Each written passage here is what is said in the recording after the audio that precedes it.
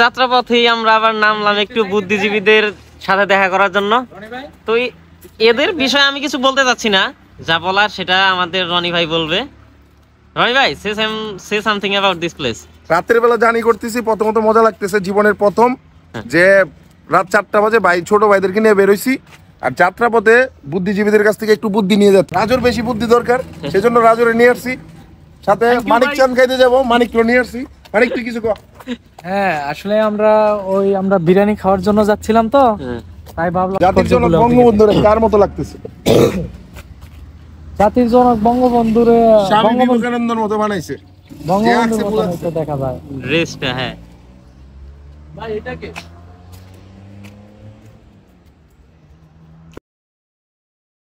এই পার্সনের জন্য আমি কৃতজ্ঞ।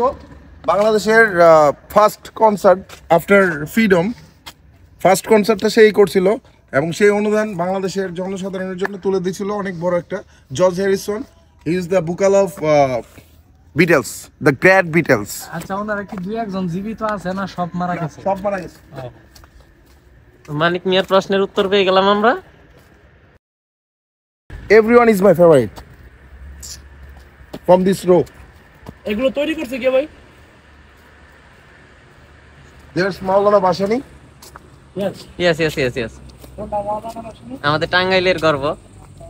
বাট তার জন্ম হয়েছিল সিরাজগঞ্জ। এই যে নিউটন, লালন শাহ।